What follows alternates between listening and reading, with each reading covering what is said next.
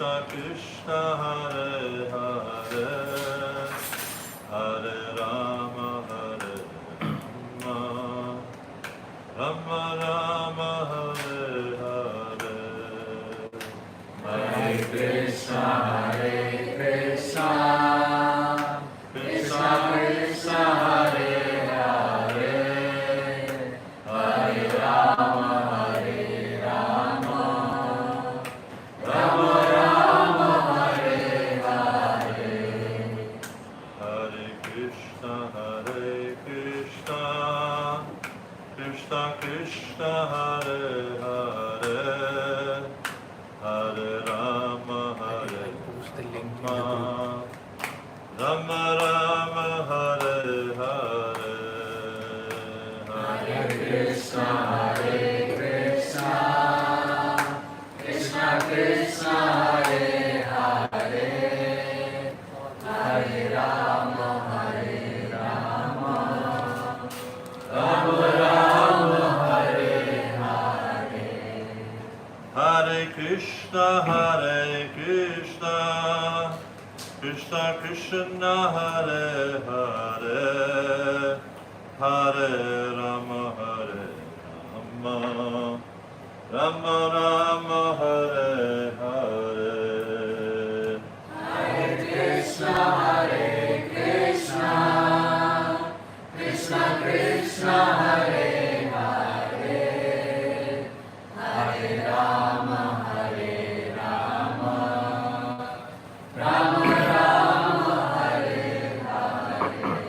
Hare Krishna Hare Krishna, Krishna Krishna Hare Hare, Hare Rama Hare Rama, Rama Rama Hare Hare, Hare Krishna Hare Krishna, Krishna Krishna Hare Hare, Hare Rama Hare Rama, Rama Rama Hare Hare, Jaya Prabhupada, Prabhupada, Prabhupada, Srila Prabhupada, Jaya Prabhupada, Jaya Prabhupada, Jaya Prabhupada, Jaya Prabhupada, Prabhupada, Prabhupada, Prabhupada, Jaya Jaya Prabhupada, Jaya Jaya Prabhupada, Prabhupada, Prabhupada, Jaya Jaya Prabhupada, Prabhupada ki Jai, Samaveta Bhaktivinoda ki Jai, Jai Jai Gaur Premanandi. So it's nice to be here. I think the last time I tried to come here was when Janavi was getting initiated. So I couldn't get it, it was so packed. That was okay. Yes, I just, we mentioned a little bit about the ministry. I thought I'd mention something about that first. So I've been doing this service since I think 2004, maybe 2005. And Krishna Chaitanya Maharaj wanted to sort of focus more on his academic field, writing books and also becoming a professor. I think he's an associate professor or something like that. And so since then, I've just been working on developing the ministry and trying to, expand its reach and effectiveness. And just a few days ago, we actually engaged a devotee as a communications director for the ministry. Because one of the things we find is we're not very efficient at getting our message out there. So now we've engaged a devotee who's she's a professional communications director. She, before retiring, she was working for one of the top 2 banks in South Africa as a communications director. And before that, she worked for the other top bank as a HR director for 17 years. So really happy to take her on board. And also, when I was in Chicago, I was negotiating with a devotee there to take on the role of our education director. So we're going to be working on expanding, especially our online offerings, and trying to make them more available globally. And of course, there's only so much you can learn online, because deity worship, as you're aware, is a very practical art. It's something of course, there's definitely theory involved, and you can know about it, but you need to know how to do it. That's a very important part. And I was having a conversation with our communications director today, and I want to, through social media, do a number of different campaigns every year. But one campaign I want to repeat every year is cleanliness. Because when I travel to different temples, the thing I notice the most is a lack of cleanliness in all the temples I go to. It's just amazing. Some temples are kind of okay. I remember going to the temples in Hungary, and they're okay, but there's still room for improvement. They're pretty good. But most temples, they see there's a lot of opportunity for service. And cleanliness is an essential component of deity worship. But not just deity worship, it's an essential component of our devotional life. If we don't cultivate cleanliness, the simple fact is we won't make spiritual advancement. It's just plain as that. Srila Prabhupada mentions in a purport in the 13th chapter of Gita, he said that cleanliness is essential for spiritual advancement. So if we can't cultivate cleanliness, it means we're not purifying our heart. If we're not purifying our heart, we're not going to go as simple as that. And we see that Srila Prabhupada himself, he set an ideal example of cleanliness, and he also taught his disciples how to be clean. One story I remember years ago, Jamuna told me, I think it was the first time the devotees went to Vrindavan with Srila Prabhupada. And Prabhupada was taking devotees on pilgrimage around the various holy places in Vrindavan. And he was staying at the Radha Damodar temple in his rooms there. And while they were going on pilgrimage, Jamuna would stay and clean the rooms. And anyone who knew Jamuna knew that she was a very particular person, very methodical and very organized. And she was completely devoted to Srila Prabhupada. Whatever Srila Prabhupada wanted, that was just her life's mission to accomplish.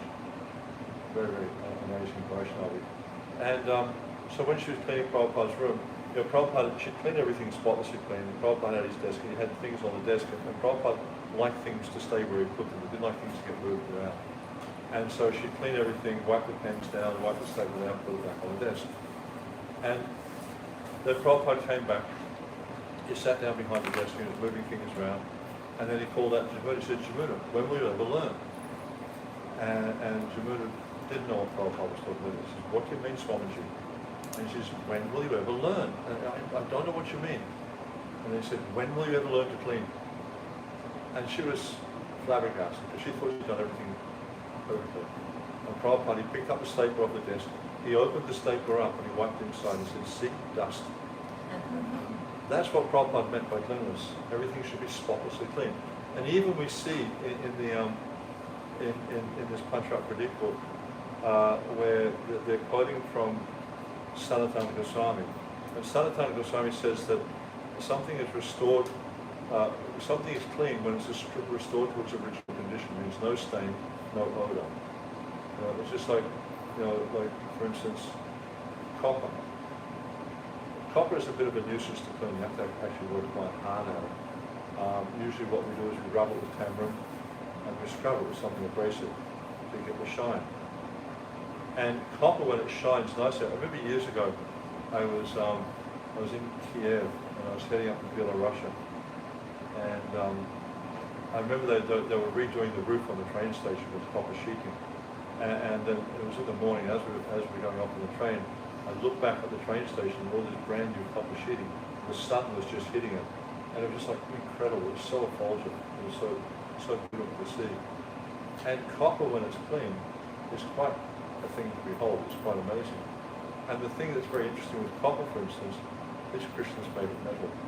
He likes it better than gold, platinum, silver, anything like that. Copper's the best. Of course, better than that is banana leaves and things like that, but copper he really likes. And I have a theory about that. I think it's because you have to work very hard to keep it clean. You have to clean it every day. So Krishna really likes the copper paraphernalia. And you'll see some devotees, all their paraphernalia is going to copper, primary Krishna worship. And one of the things that Krishna emphasizes in the Gita and in other places is cleanliness. And you'll see, actually it was interesting, I was talking about this in the class this morning in the Brooklyn Temple, because they were talking about the section we're reading from was the 9th chapter of the 4th canto. This is Dhruv Maharaj. He's going back home to his father's house. But it's talking about the prayers where Dhruv Maharaj, where he saw Vishnu, he was praying to Vishnu. But then if we go back a few chapters, we see how Narad Muni was instructing him in the process of deity worship. In chapter 4 or 5, he was instructing him in the process of deity worship. And so part of that process is he was teaching how to be clean. Because this is an essential component of the process of bhakti, as I mentioned. And so this section in the Pancharath Pradeep is called Shruti Vichara, or Shat Shruti. But the whole section, I think, is called Shruti Vichara.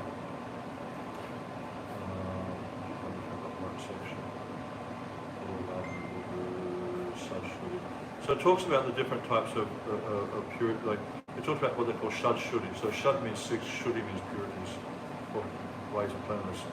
And the Hari Bhakti Vasa, I don't think it's actually the Hari Bhakti Vasa, we check that out, it doesn't seem to be correct. It establishes or describes 6 divisions of purity. So the first thing is the purity of place. It means the place where you do the worship has to be clean. So we just did a training in Grand Rapids in Michigan, and then we went down to Washington DC and did a training here at Potomac. And one of the points we were showing, like in Grand Rapids, we went through the whole process of social puja. You do that here? Yeah.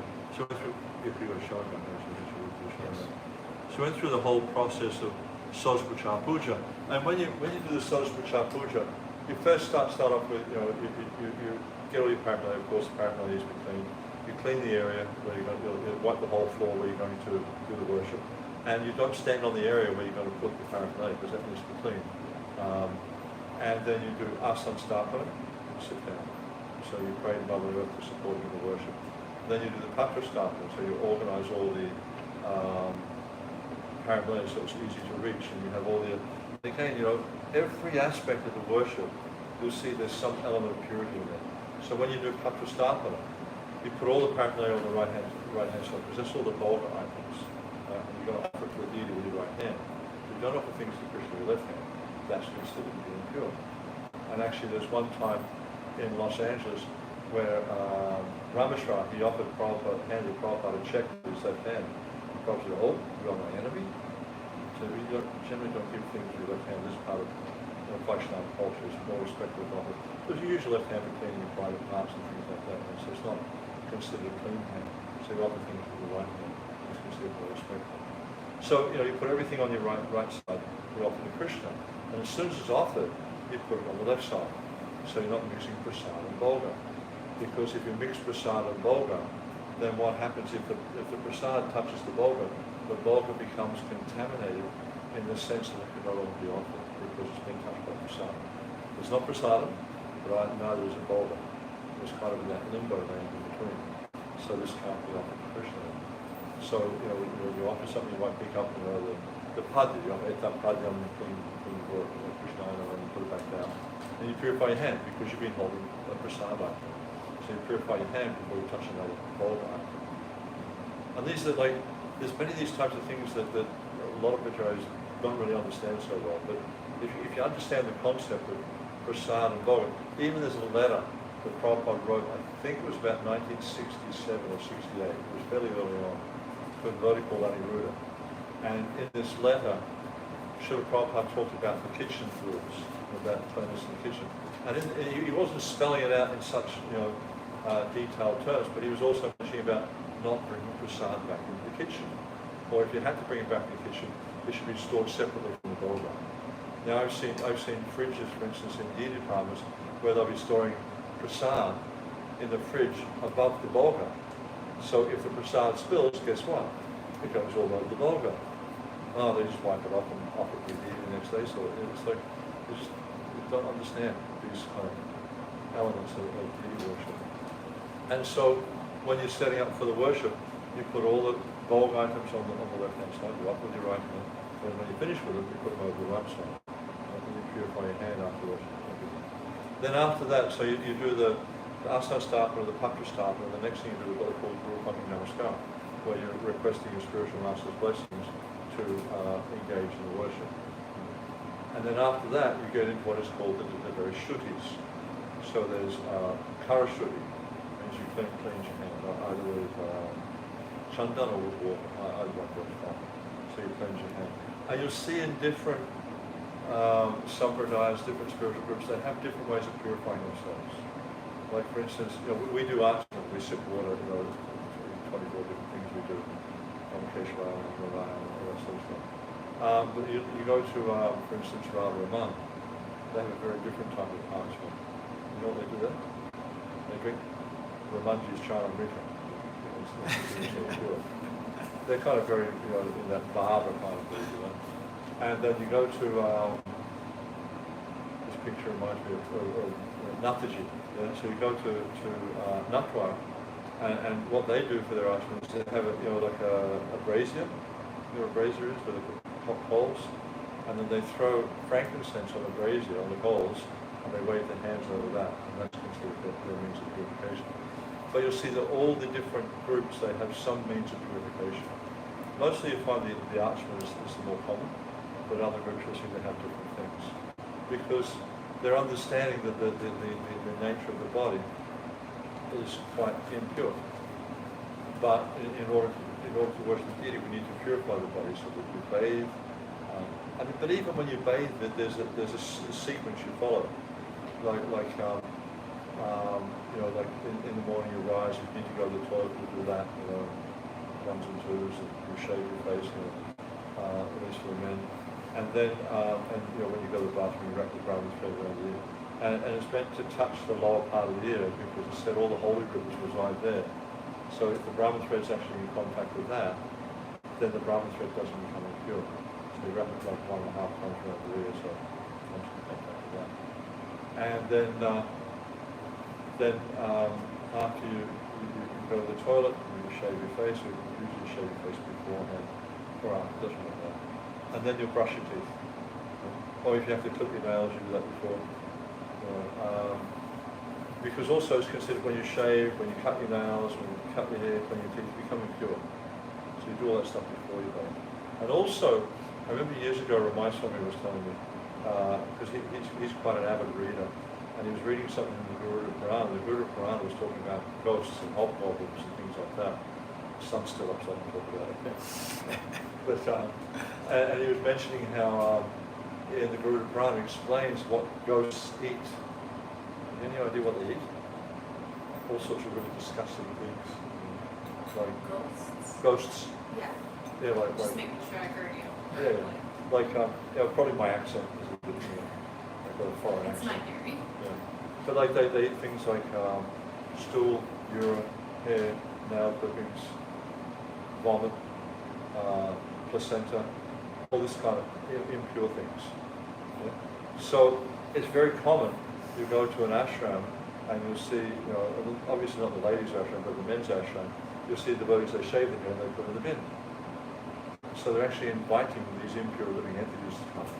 Same with the fingernail clippings, they clip the fingernails and put them in the bin, inviting these impure living entities to come.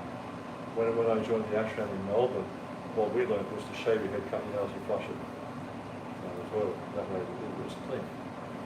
So, there's gross aspects to cleanliness, there's subtle aspects of cleanliness, and there's transcendental aspects of cleanliness. So it's really important as brahmanas that we understand these things. Brahman is meant to know what is pure and what is impure. And so it's really important studies. So we're talking about the puja. So after you do all the stuff, then you do the shuddhis. Kara shuddhi, then pushpa shuddhi, where you purify the flowers, then dravya shuddhi. So dravya shuddhi means all the different paraphernalia. You uncover the water pot, you sprinkle water, you chant on the Australian Pat. This Australian Pat that invokes Sudarshan. So the Sudarshan is fire, so fire is purifying. there's three main elements of purification. There's water, obviously, there's fire, and there's wind or air. Air is also very purifying, especially with silk. If you hang a silk cloth on the line, the wind's blowing, you notice when you take it off, it feels really fresh and clean. That's because the wind purifies it. Whereas cotton, this one's cotton, it's like soap and water purified cotton. So different, and that's you'll see in this section on Suri Vichara. It describes how you purify different things. How you purify wood, how you purify ivory, metal, all different types of things. If metal becomes impure, like say it becomes contaminated with wine or something like that, you can wash it 1,000 times without cleaning it. But if you heat it till it's red hot, then it becomes purified. So every different element has its means of purification. And this is all described in Vedic texts. Because one of the big focus of Vedic texts is purity. The whole Vedic culture is about understanding what is pure and what is impure, with the view to pleasing Krishna. Because Prabhupada explains really clearly in his different purports that Krishna is the supreme pure, and in order to become pure, in order to approach Krishna, we have to become pure. And then there's a lecture, really nice lecture here, I was talking about it this morning, when he installed the deities in Los Angeles, the small Radha Krishna deities in June or July 1968 it was. And Prabhupada was talking about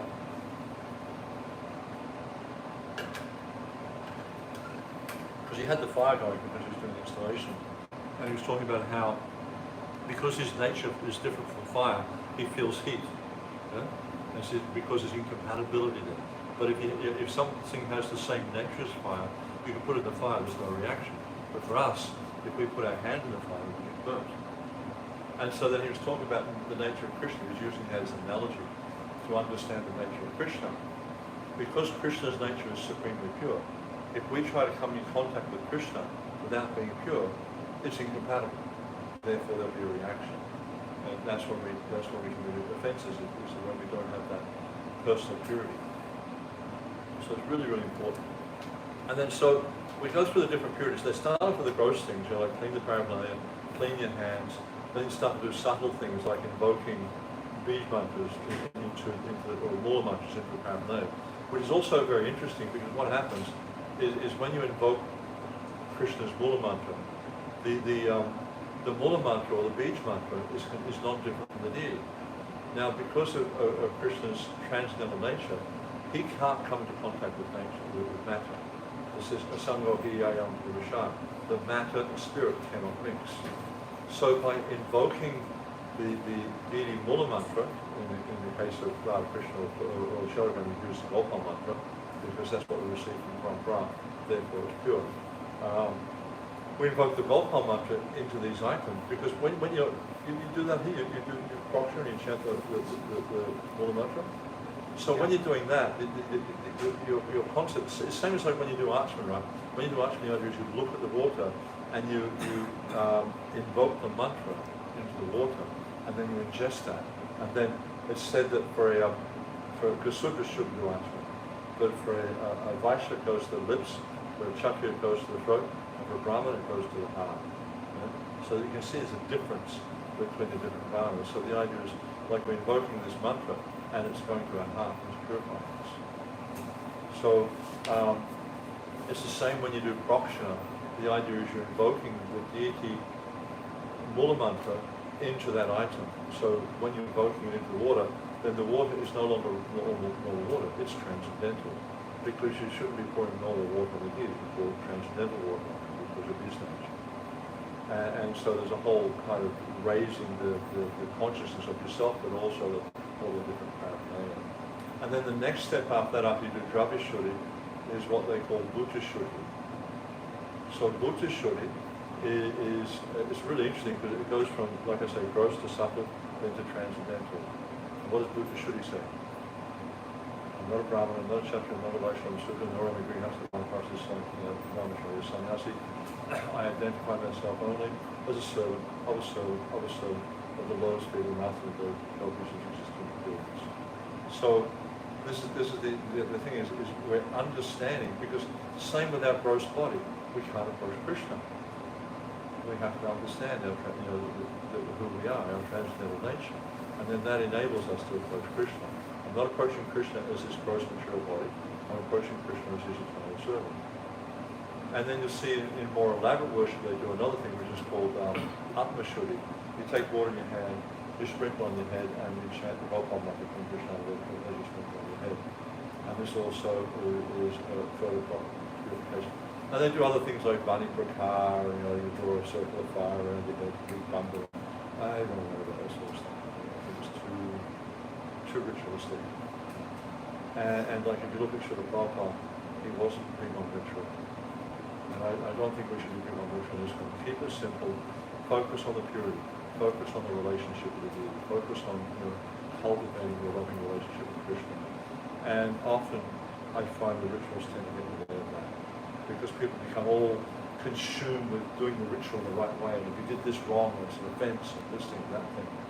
But if we just focus on, I was discussing this before with, because we did 2 classes online today about this, and we're talking about bog offering. And like, when you look at setting up a bog offering, there's different things we do, like you have different considerations for it. We want it to be clean, we want it to be punctual, we want it to be well cooked. But also, it's just like, you want it to look nice. I remember years ago attending a seminar in Vrindavan, probably about 87, 88, something like that, where Bhakti Maharaj and Sabhabhava were doing a cooking seminar. It was really, really informative. And Bhakti Maharaj was making the point that when you're cooking, it's not just about the eating.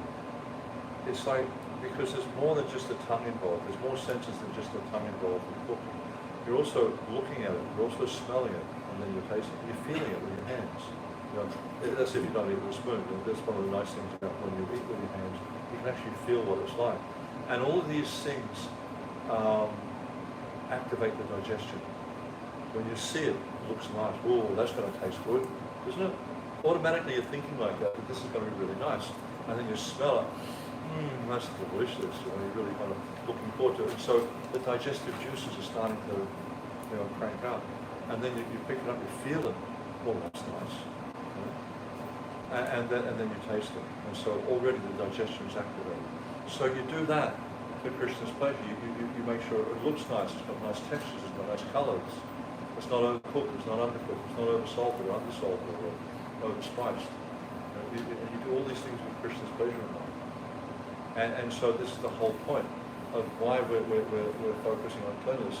And I was telling this interesting story this morning about, and I'm sure you've all read this story of Raghava Pandit and the coconuts. And it is like, when Raghava Pandit, he had a coconut orchard himself. He had quite a vast coconut orchard. But he was getting coconuts from a far distant place because he heard that these coconuts were very, very tasty. Just like we see with Mother Yashoda, she would hear about different pastures, how they had these very sweet herbs and different types of grasses. So she would send Nanda Maharaj to these different places so the cows would eat this sweet tasting grass. So the milk that came from the cows would be very nice, so she could make taste for the Bhakti for Krishna. She put different herbs and stuff. So the whole focus for Yashoda Maya was to make it pleasing for Krishna. So the same with Raghava Pandit. He had this whole focus that whatever I offer to Krishna should be the best I can offer. It should be the most pleasing thing. It should be the purest. So then the servant brought these coconuts from a far distant place, washed the coconuts in cool water. They keep them in cool water to reduce the temperature. And they clip them. They cut the tops off so you can drink from them. And as he was coming into the altar with the coconuts, he accidentally touched the door frame. And then Raghava Pandit was concerned that the movement of him touching the door frame may have caused some dust to fall from the roof or from above, from the door frame, and contaminated the coconuts. So he rejected them. And it's really interesting because Bhakti Siddhanta Saraswati Thakur, he gave a purport to this. And in his purport, he said that Raghava Pandit was not some crazy fellow with a cleansing phobia. But he's actually interested in offering pure devotional service. So we see there's so many wonderful examples there in our scriptures for us to, they're not just there for nice reading. That's not what the scriptures are about. The scriptures have one purpose alone. It's transformation. the idea of reading his pastimes is to transform us, to change our hearts, so that we actually understand how to please Krishna. And so, just like I was pointing the ceiling up to you downstairs, so what can happen there is, because there's a whole lot of dust and soot on the ceiling, is if it builds up sufficiently, dust will fall from the ceiling onto the Buddha's offerings. The same in the kitchen. I haven't been in the kitchen here for a while, but if you have an extractor water or fume water, whatever you call it here, you need to clean that at least weekly, because what happens is the ghee, I hope you're using ghee for cooking your things, builds up, the film builds up and it forms into droplets. You know? And then when it's cold, or when you're not cooking, it solidifies. But when you start to cook, the temperature of the room heats up, and so the ghee droplets, they turn into liquid, and they can drop into the off when you're cooking on the stove. So there's the same. They have ceiling fans. I don't see ceiling fans here so often in the US, but ceiling fans, they also need to be cleaned regularly in the season, because, and, you know, like oscillating fans, whatever you have, because dust builds up, and then when it gets to like I guess you call it like a tipping point where it takes off and can land on something. So these are, you know, like from this story of Raghava Pandit, these are the types of things I learned. Is that, okay, he's showing us how things can easily become contaminated. Just like you have these pipes. Well, I guess this is for your fire system or something. Yeah, so the same thing with these pipes is, especially in kitchens and places like that, they get dusty all the time. They need to be cleaned regularly, otherwise the dust can fall off and contaminate whatever's going on. You know, you might be making garlands here, and the dust can come off, fall off the garlands, contaminate, come up from Krishna. When the gopis make garlands for Krishna, they actually cover them with a very, very fine cloth, so no dust will fall off them.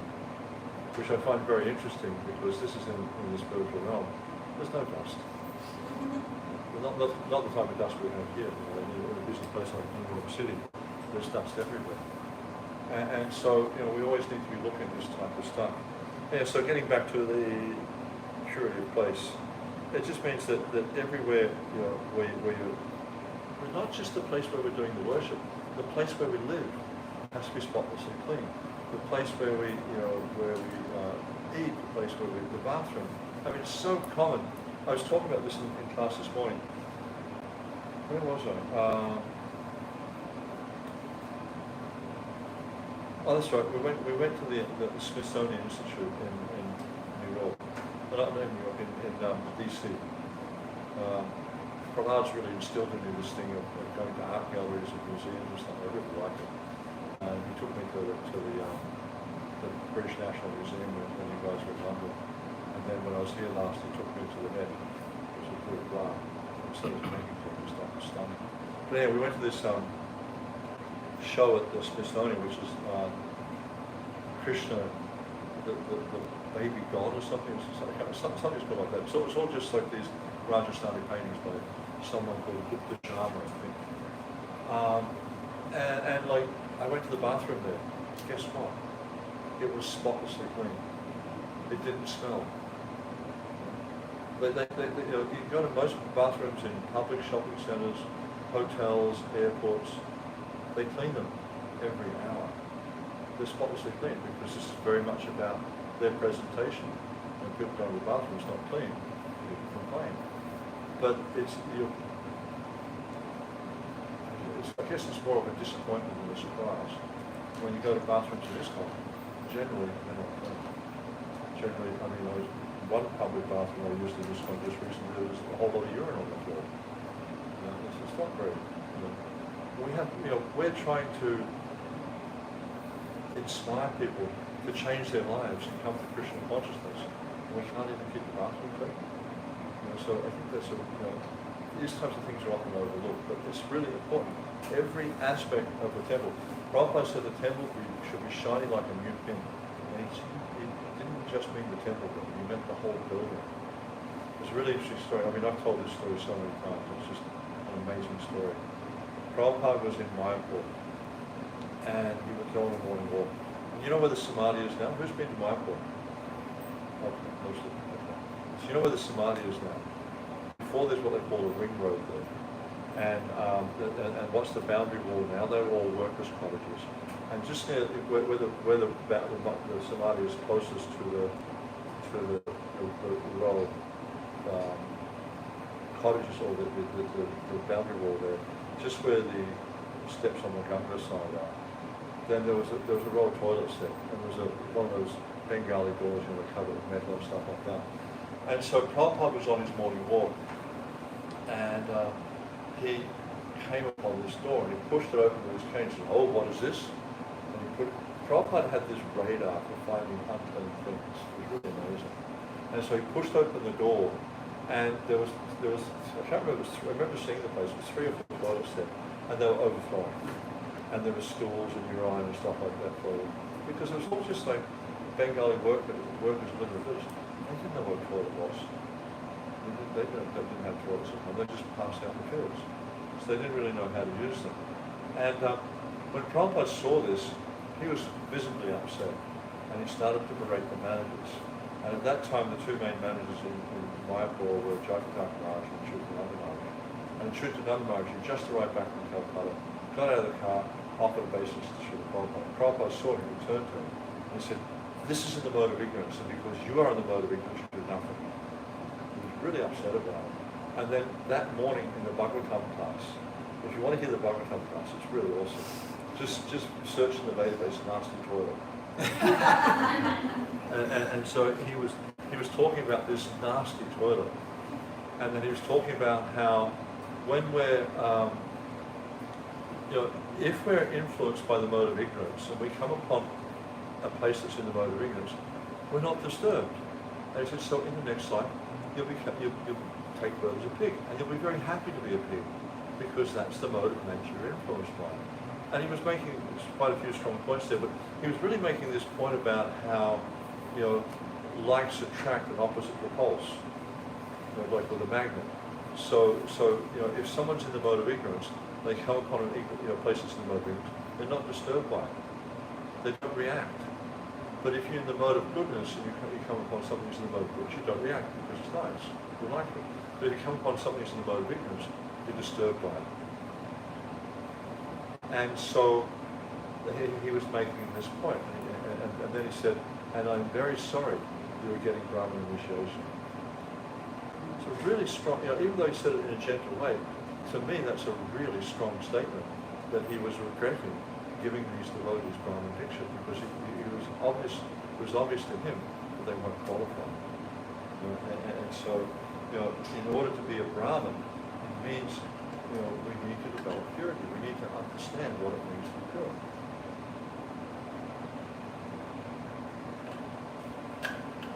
And so you'll see that in Vedic culture, Prabhupada would say this Krishna conscious movement is meant for making a class of Brahmanas.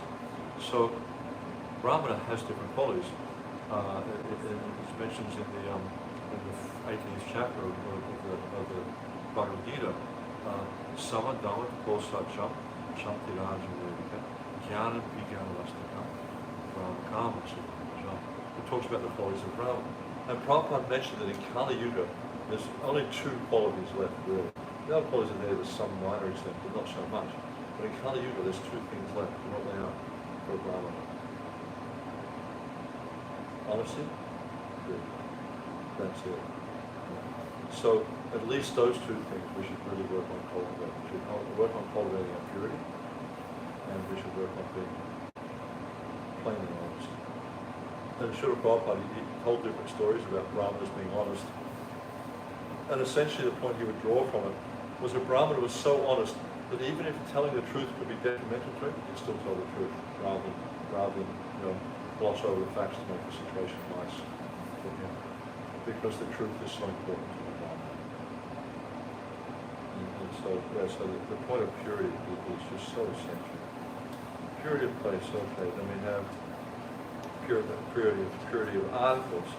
So all the articles used in offerings must be physically pure in accordance with scriptural standards.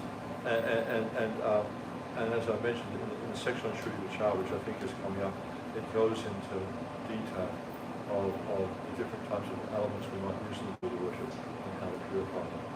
Like things like ivory, you scrape them, wood, you can sprinkle it. Grains, if they become contaminated, you remove the affected part, you sprinkle with water, things like that. And then purity of body, Atma Shuddhi, Basically, it essentially means bathing, waking at a proper time, bathing at a proper time, wearing the ornaments of Vaishnava, Chila, Kanti Mala, things like that. That's also part of it. And putting on fresh clothing.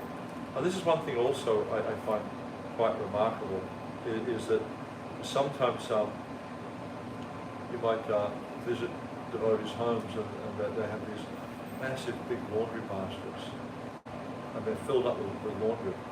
And so you've got these unclean clothes just sitting there for the whole week, or however long it takes them to wash them. But actually, a brahmana will wash their clothes every day. A brahmana will wash their bead bag every day. A brahmana changes their underwear 3 times a day, puts on fresh underwear. And even some brahmanas are more purified, I guess.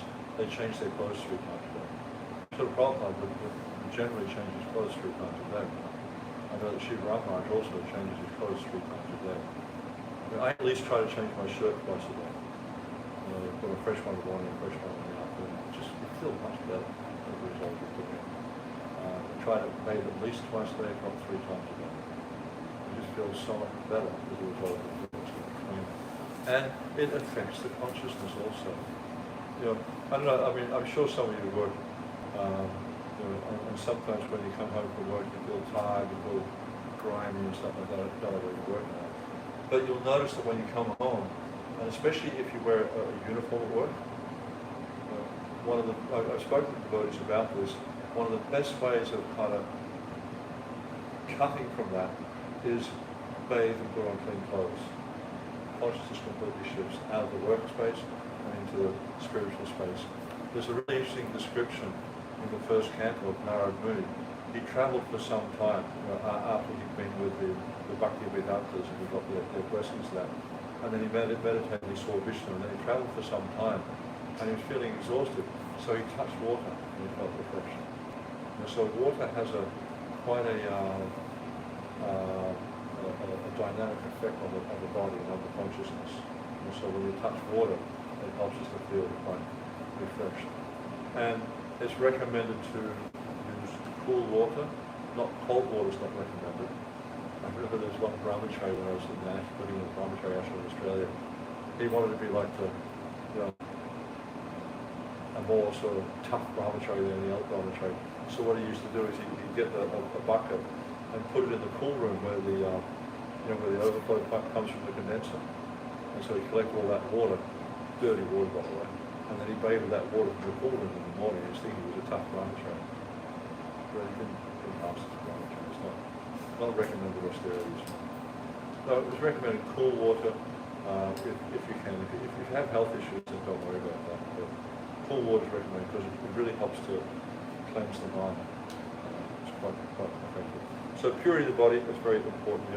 Fresh clothes, bathing regularly, etc.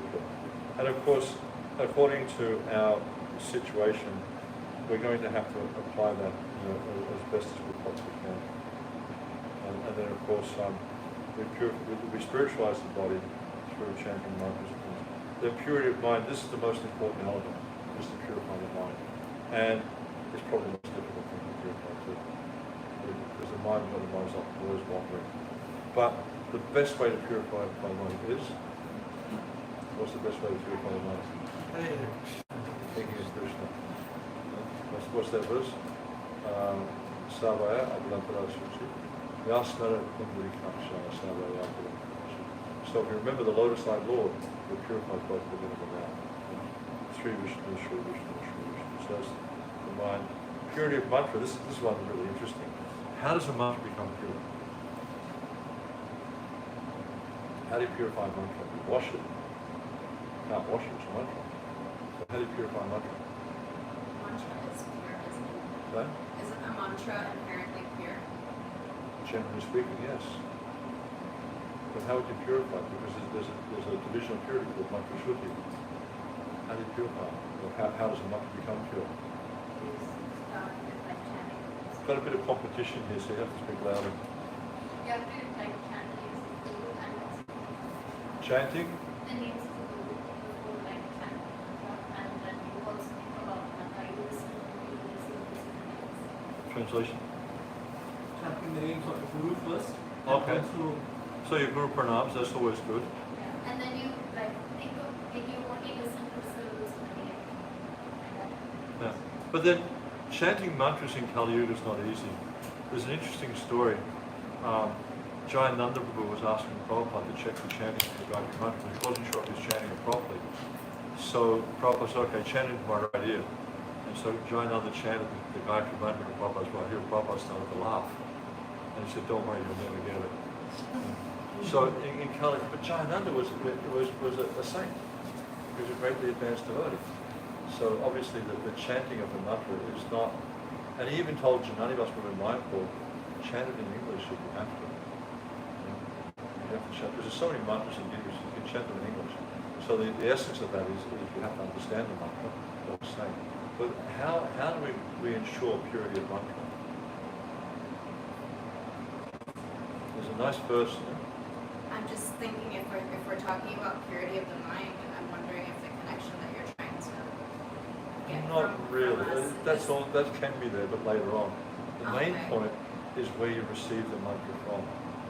Sampradaya Vihineye Mantraste Nishpalam Maha.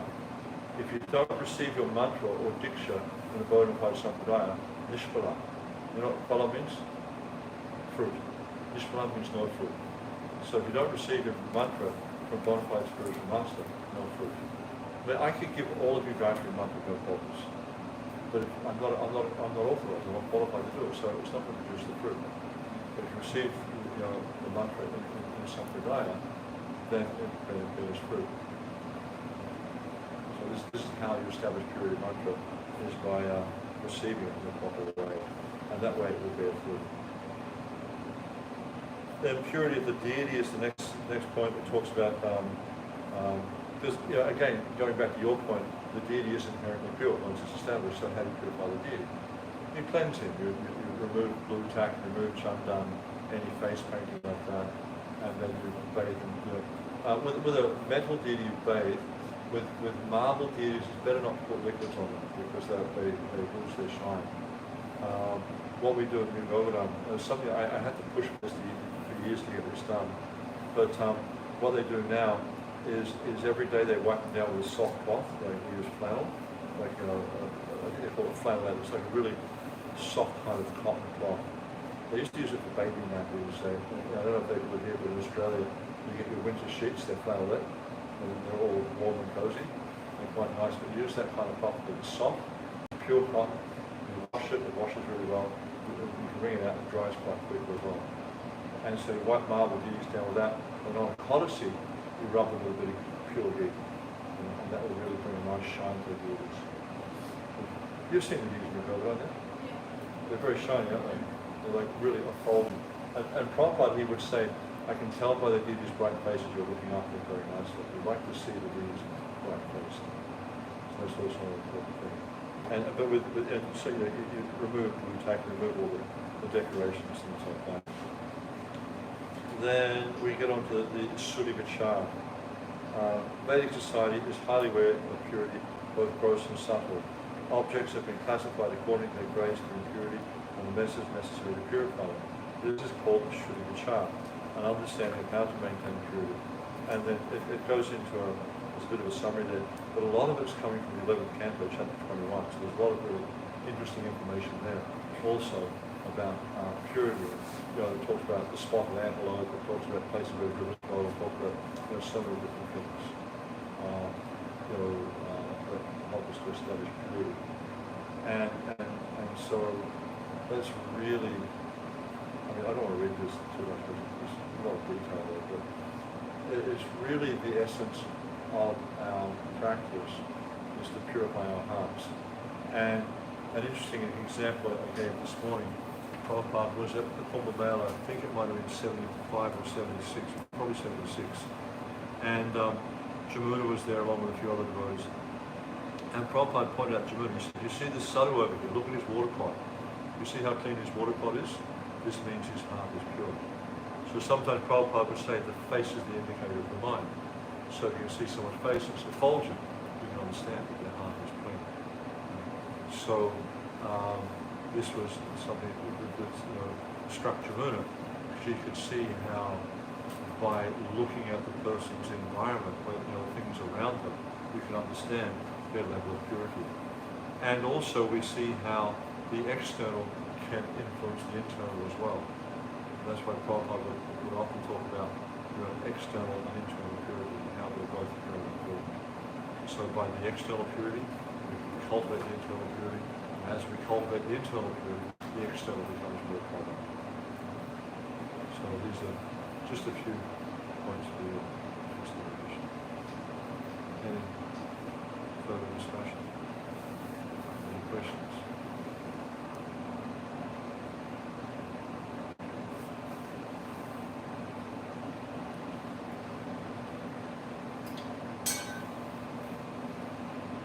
Sorry for not manifesting another aspect of purity by being punctual.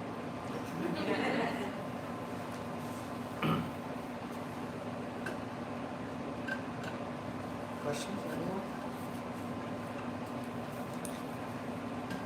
Hare Krishna Prabhu, thank you for amazing class.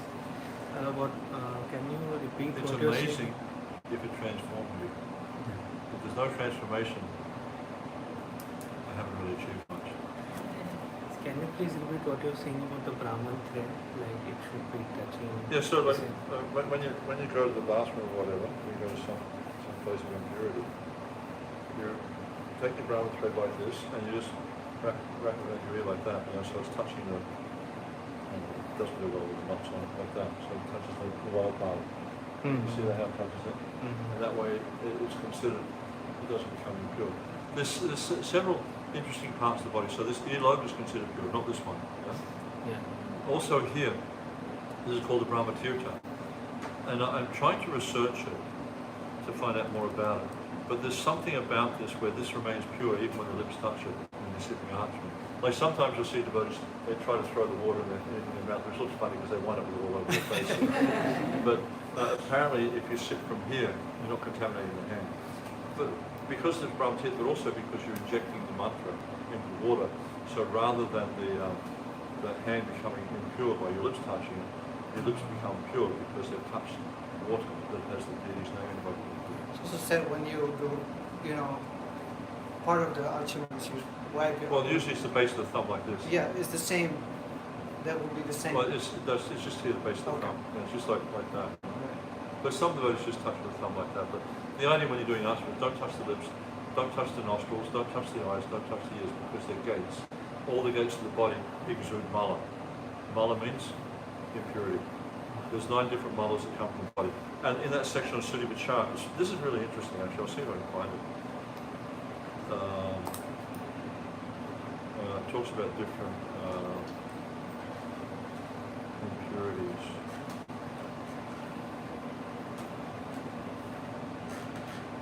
Impurities themselves. Since this is a point that a lot of pujaris miss, right?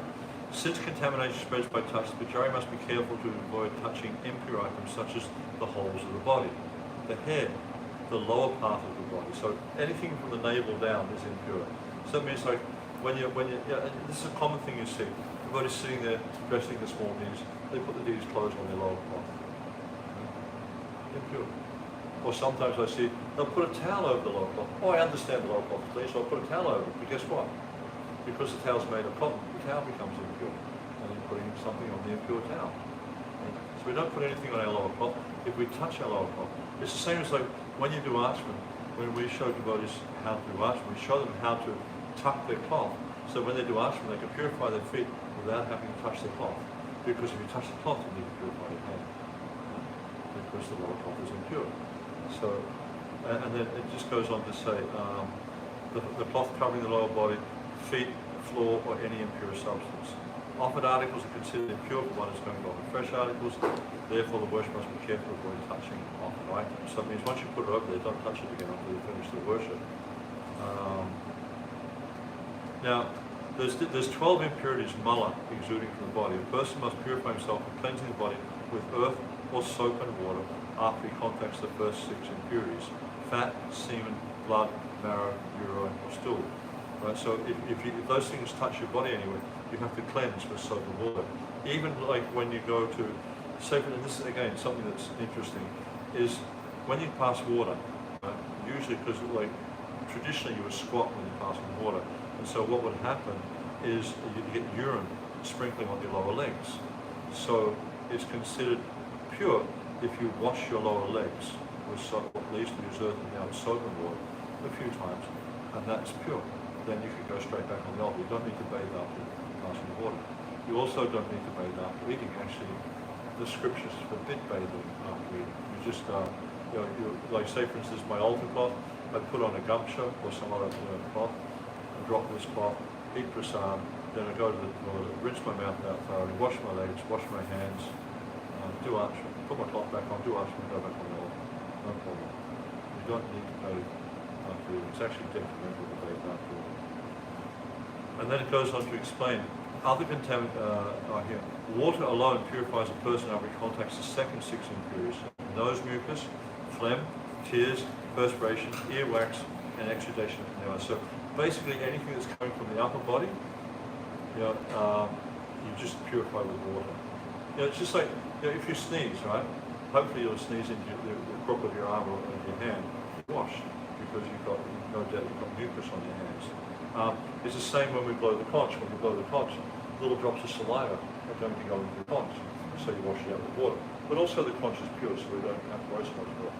When you put the conch on the water pot or the conch stand, don't put it like that, because what happens is you pour water in there, it mixes with saliva, so there's contaminated water in there. If you put it on the water pot like that, that'll drip back into the water pot, contaminate the water in the water pot, so then the conch is sitting on this dirty water pot. The same when otherwise I've seen it drip on the floor as well. So just be mindful of things like that. But then all the other impurities, fat, semen, blood, marrow, urine, or stool, mostly they come from like internal or the lower part of the body. So again, from the lower, anything from the navel down, but also bone marrow, fat, blood. These are also considered quite impure. And then, there's other contaminating agents such as alcohol, low animals such as pigs, donkeys, dogs, and crows. And this is like, it's a bit of a topical sort of thing. It's like devotees having dogs and cats. It's okay, but if you want to be Pujari, it's completely incompatible. You can't really have a dog or a cat and serve the deities because you can't complete. We've got nothing against dogs and cats. They're jivas. They happen to be in a lower body. We've got nothing against them. You'll see in Vedic culture that the dogs or cats would live outside. They come to the door, they wag their tail, they get fed, and they go away. But they wouldn't be inside the house. But now, Kali Yuga, we have the dogs living inside the house, and we all know what dogs and cats are, is they shed a lot of hair. And as a result of shedding this hair, everything becomes contaminated. And if you get hair into an offering, this is considered to be quite offensive. So, I don't know if you've had to deal with that one yet, but it's a challenge. It's a challenge, yeah. And you don't want to upset the devotees, you don't want to dissuade them from doing so. And of course, we don't want to, say bad things about dogs and cats because they're also jivas. But the fact that the body is contaminated. It's a contaminated body. It's just like,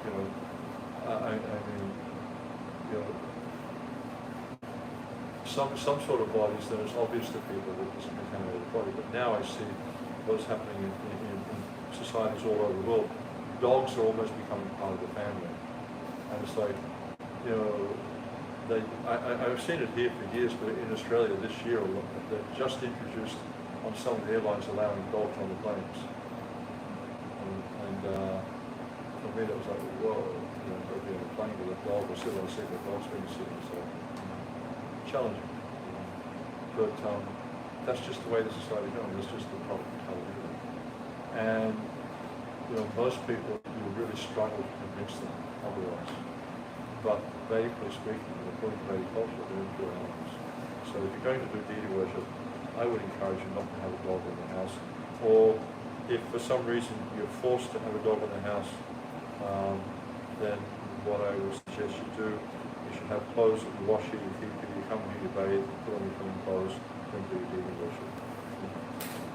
Because otherwise, clothes are going to become contaminated by hair, your body's going to be contaminated by hair, and stuff like that. And And definitely, I mean, one of the things I find really alarming is when devotees allow dogs to lick their face. You've not seen that? That's like, oh my God, you know. Or like, I don't know what it's like here, but in Australia, it's law. If you're walking a dog in public and it passes through, you have to pick it up. I remember like when I moved back to Australia, because I've been traveling for like 20, 30 years, and I moved back to Australia, got married, and I was sitting at home. We had an apartment in Melbourne that overlooked the beach, and so the people were walking along the parade there with their dogs, and then I was just looking out the window one day, and someone stopped waiting. Just like Prabhupada describes how they become discerning with a dog, they wait for the dog to pass through, and then they pulled out their little plastic bag here, they put the bag over them, and they reached down, oh my God, they're picking it up, you know. I was shocked, I couldn't believe that someone would do that. I never ever even imagined that someone could do that. But it's just how do you? It's what's happening in this world. So, yeah. Yeah, and things like low-class people meaning chumbles and lechers, which is kind of interesting because in this day and age, everyone's a lecher. A lecher means a meat eater. Hair, nails, bone, corpses, human or animal, the smoke of a funeral pyre, a menstruating woman, eating, sleeping, sex, passing urine to stool, sinful activities, uchista meaning food remnants. One time, Hari Sojal was in Vrindavan serving Prabhupada, and Prabhupada was eating his meal, and someone brought Prabhupada some fruits as an offering for the deities. And then Hari Sojal wanted to take both these after Prabhupada finished and picked up Prabhupada's plate, and thought, okay, I'll take the fruits out as well. Because he's thinking Prabhupada's plate is pure, because Prabhupada's the Acharya, he's my spiritual master, so it's pure. Prabhupada doesn't think like that. Prabhupada's thinking my plate's unclean. Same when we serve the deities. Okay, we think the deity's plate's pure. The deity's not thinking like that. Krishna's thinking, no, this is my remnants. This is my unclean plate. So he picked up the plate, he picked up the bag of boba fruit. You know what Prabhupada said?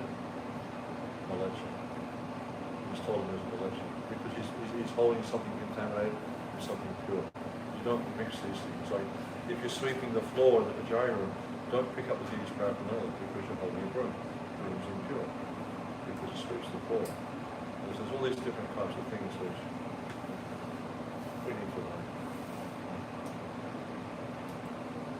Anything else? Well, I think the question on everyone's mind is, Prabhupada had such a high standard of cleanliness, Yeah. and we're all like somewhere on the spectrum towards that. I think we're all doing our best in some way, slacking in other ways. So what is the trajectory to because it seems almost, it's such a high standard of cleanliness for most, it seems like almost impossible. It's not impossible, is it? It's a matter. It's just like, you know, if you want to become good at a sport, for instance, right now you have no capacity whatsoever. But innate within or inherent within the body is this ability to function in particular. Just like, you know, I was reading something this morning that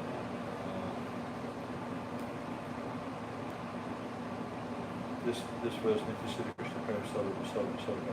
This love of Godhead is there in the heart. It's there. It's not something that comes from another place. It's Kadarada, just as we've woken up. But if you look at where you're at now, love of Godhead is a long way away. It seems like, wow, this is so unachievable. But that's just our foolishness to think like that. Because it's right there in the heart. We just have to, Jeev Jaga, we have to wake it up. We have to wake ourselves up. So the Jiva is by nature pure. That's us, we are pure by nature. It's just right now we're covered over with all these rotten material conditionings. And we're loving it. We're identifying with these material conditionings. We want these material conditionings. So this pure, you know, it's not like it's some foreign thing. That's my point here, is like being pure is not a foreign thing. Being contaminated is foreign. The problem is we're identifying with being contaminated. But by practicing bhakti, by gradually working on these different things, improve. Like, you know, when I joined ISKCON, I didn't wash my bead bag every day. I usually keep it till I've got a hole in it, then I'd replace it. Right? But as I learn more and more about how to be pure, I see what I can practically, like, last year I tried to sit down and do Ashman before I retired with Gayatri. I couldn't sustain it. So, okay, I'll put that on the later list, right? Put it on the back burner. But I look at things I can easily do. I can easily bathe twice a day. I can easily at least change my t-shirt twice a day. And then, when I can get more into the whole idea of hanging, washing and hanging out clothes, I can change my dirty twice a day. Right? Things that, look at the things you can do easily. They all help. But understand, it's not, as Prabhupada says in the Hare Krishna record, it's not an artificial imposition on the mind. It's not. It's the nature of the self to be pure. What you're doing right now is you're imposing this too hard stuff on the mind. Because that's the imposition, not the purity. The purity is the natural state of the entity. And if we want to go back on the Godhead, we need to really start turning it up on the purity. We really need to start becoming more focused on how to be pure. And in that way, I become closer to Krishna. Because we don't have a problem with the whole idea of, well, I don't have love of Godhead now, but I'll get there. Most of us don't seem to have a problem with that. But how do you expect to get there if you're not clean, if you're not pure? It won't happen. Prabhupada's very plain about that. In the 13th chapter of the Gita, he says, I mentioned before, it's not possible to make a spiritual advancement without focus. So these things they're not difficult. They're just a matter of regulating yourself. And this is what Pujari Sanga Bhakti means, I mean regulation. So take up the practice as best you can. Keep trying to enhance what you're doing. Keep enhancing. It's just like you dress the deities, okay? When you first start off, you might not be very good.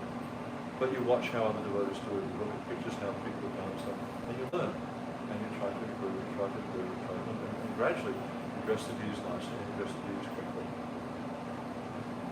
So it's anything we're doing in devotional service, look at what the destination is, look where we need to be, and just make a plan on how to get from here to there. So progressively, increasing cleanliness. This is one of my, my missions in life is to inspire others to think. Because I can see how important it is for spiritual advancement. We can always hang out and hope for some mercy, but it's going to be much more sure if you cultivate this purity. One of the Vedic texts talk about it is something that's artificial. The Vedic texts are not giving us a statement about how to do something artificial. Leave that to materialistic people. They're already doing that. You just walk around New York, you see all this stuff that's going around here. It's all artificial. It's all like temporary, illusory. I remember when I went to Times Square, first time, I think it was when I came here, it was 2019. And Jai Number talked about Times Square for the Harinam before the Rath Yatra. It's like, wow, what a place. You've got these girls, so they're topless and they've got the American flag painted on their top, out their nose, they're topless, and then just have these big illuminated electronic billboards all around, and just constant bombarding the senses with all this nonsense, which has got nothing to do with the self. Spiritual advancement is the nature of the self. Purity is the nature of the self. Contaminated condition is just an imposition. So we have to remove that. And by working on purifying yourself, by working on purifying the mind, by purifying the senses, by purifying the body, you will gradually remove these things. So it's not unapproachable. Yeah. It's all a little bit about like, it's all about transformation, right? It's about everything about lives. What was the last part? Like, where do we begin for like trying to build purity of the heart? Begin there, finish there. This is the main part of our process, is chanting Hare Krishna. Deity worship is an auxiliary sadhana. I'm not one of these Pujari types who's going to say, oh, the deity worship, this is the truth, the way, and the light. Whereas you get devotees doing other things in this one, they say, no, this service, this is the way to do it. That's incorrect. the process of the ages, the Yoga Dharma is chanting Hare Krishna. And there's a really nice purport, you can write it down if you like, Madhya Lila 15108. And in that purport, Srila Prabhupada quotes from the Bhakti Sandarbha 283-284. And Jiva Goswami is explaining there that he said it is actually the opinion of Srimad Bhagavatam that it's not necessary to do deity worship. Very plain about it. He says you don't need to do deity worship. And then he goes on, he said you can actually achieve perfection just by chanting Hare Krishna. And then he goes on to say, and I just marvel at this because Jiva Goswami was saying this 500 years ago. And he says, but so far as what I've experienced, that all those people who approach me for initiation, their hearts and minds are contaminated by the models of material. 500 years ago he's saying that, you know. What would he say if he went to Times Square? Yeah? He's going to give up, no hope. You know? So he's saying, therefore, because their hearts and minds are contaminated, therefore, at the point of initiation, he even says that initiation is not necessary. The verse itself, 15108, is saying initiation is not necessary. In fact, initiation is not necessary to go back to Godhead.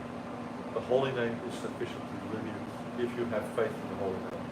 If you accept completely the holy name is not different from Krishna, that's enough to deliver you back to Godhead. Unfortunately, we don't have that kind of faith, as they say. So therefore, we must initiate. Therefore, Jiva Goswami says, therefore, at the time of initiation, they're obliged to engage in devotion. It means you don't have a choice. You have to engage in devotion. Because it's all about our conditioning. And so, yeah, I encourage you to read that purport. It's a really nice purport. And there's also, he quotes from something called Rama Charanacham or something. And there also he talks more about how if you have that faith in the holy name, that's sufficient. So it's a wonderful purport. All Prabhupada's purports are wonderful. So you also said like receiving mantra, right? Like if you don't receive mantra like from proper source, it could be nishphala, right? So, and at the same time, like you said, like if you have faith in the mantra, then you get mukti and liberation. So how do we understand mantra? Different mantra. Different mantra. Hare Krishna is Yuga Dharma. Okay. Gayatri is not Yuga Dharma. Okay. Yeah. You receive Gayatri from, like, you've been to Gopinath Bazaar in Vrindavan? Yeah. They have all those cassette shops there? Yeah. They're playing Gayatri mantra. Correct. So you've just got Gayatri mantra. Okay. Have you become a Brahmana? No, because you have to receive it in bona fide sampradaya. There's no, but Maha Mantra, but then also Prabhupada, he says you have to receive the mantra from the proper source, otherwise the mantra produces poisonous effects. So even, like say for instance, some Mayavadi gives you the Maha Mantra, it may have some limited effect, but because the Mayavadi's got some twisted idea about what the mantra is, it contaminates your consciousness. But if you receive the Maha Mantra from someone like Srila Prabhupada, then it will purify your heart. If you receive it from someone who's not, then it will just cloud your consciousness. So still, you need to receive the mantra, but you don't need to receive diksha. It's like, there's so many statements like that. But it's a different mantra. It's the Maha Mantra, it's the Yuga Dharma. And it's very, very powerful. It's Nama Chintamani Krishnas Chaitanya Rasa Vigraha Puna Siddhina Vinatvam Nama Nama. But the holy name, it's not different from Krishna. It's not a material mantra under any circumstances. It's Krishna manifest before us in sound vibration. So if you realize that, it's going to produce amazing effects.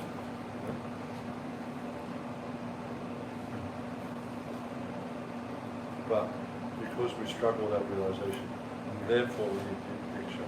And that's a very powerful means. If we receive diksha, this can accelerate our spiritual advancement. Because when we receive diksha, it means, what does disciple mean? It means discipline.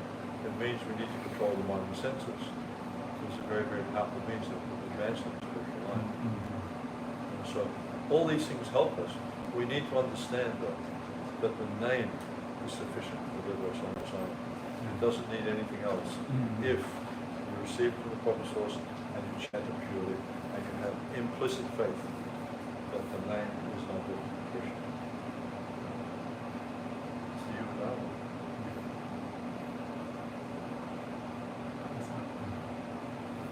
deity worship helps us to purify our hearts so we can chant Buddha. But that's the goal, is to chant, not do deity worship. Continue with the worship, but understand the goal is to chant. Chant Buddha. Deity worship helps that. Well,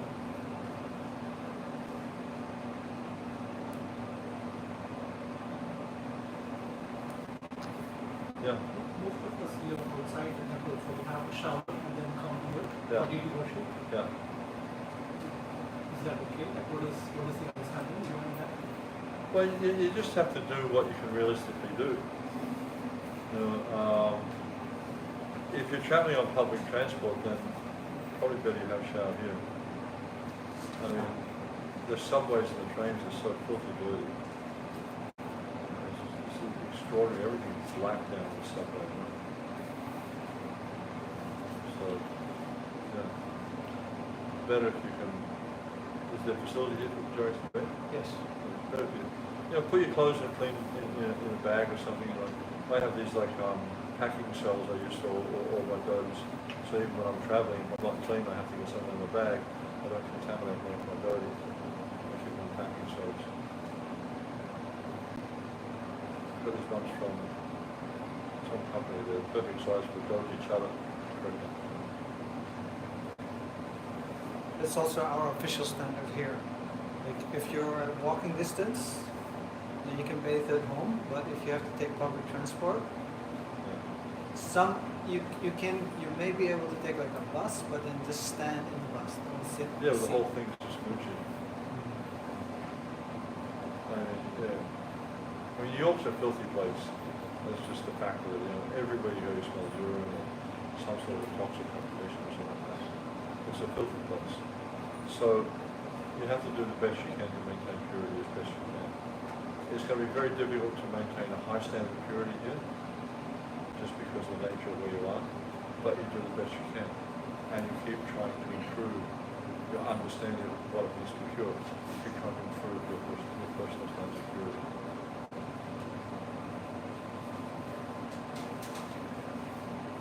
Just do the best you can.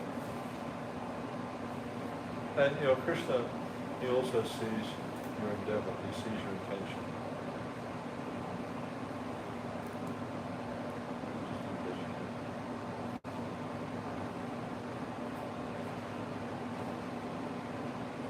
But just know for sure that purity is essential for advancement in spiritual life, both internal and external. If we don't purify ourselves, we're going to struggle. We're going to struggle with mind, we're going to struggle with senses, we're going to struggle interacting with devotees, we're going to struggle in every aspect of our service. If we don't purify ourselves. And you see that, you look at new devotees when they come.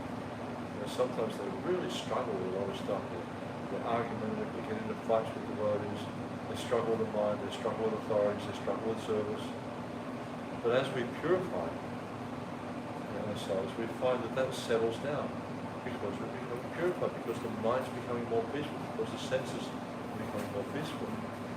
You'll see someone who's situated in the mode of goodness, they can be in a very disturbing place, but they're not agitated.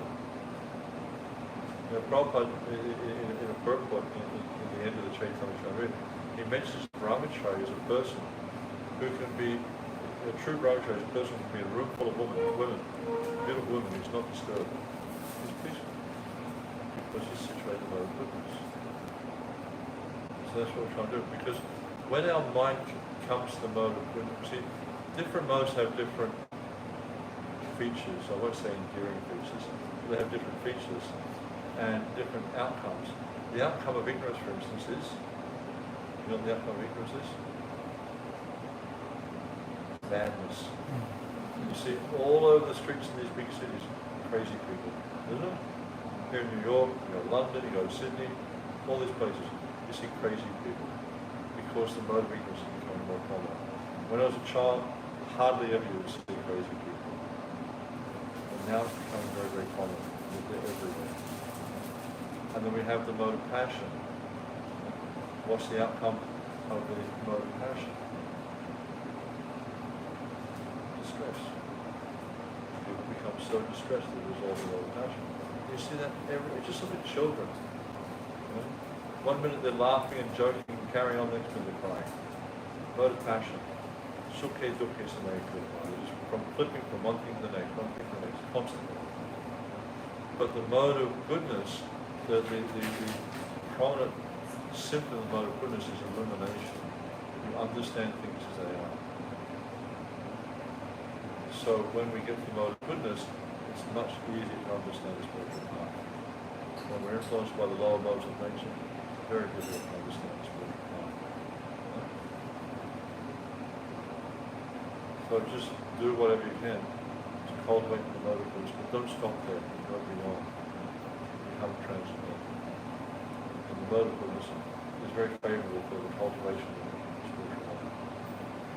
Because you can understand things, you can see the truth, you can see how the material nature is affecting us, you can see how it's affecting others, and you know how to overcome it.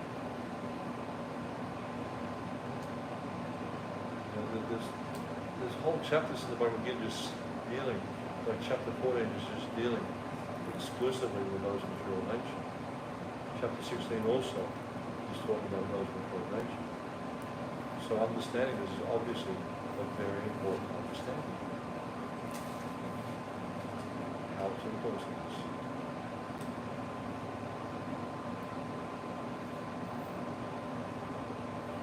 Thank you for inviting me. Thank you for coming and inviting us. Well, good to see you all. Shaking us up a little bit in a Shaking good up, way. Trying to inspire you. So important. There was one temple I remember, they had bronze-coloured mirrors on the ceiling above the deities.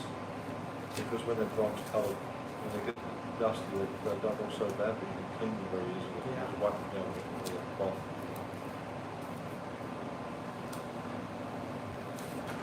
But usually what ceilings are like, it's the same in Australia, they usually paint ceilings with flat paint because then you don't see all the uneven surfaces. But flat paint can't run. As soon as you wipe it, it looks worse. Yes, that's the problem. So you can put something that you can paint like glass, mirrors, acrylic mirrors. Give it a good clean first so the mirrors will stick. And then less than 1 2 mirrors, but something you can clean. That looks big black area over the deity, the rest of it. Everything around the deity should be just spotlessly clean. Especially the giants. Be spotlessly clean. That's right. It's really important.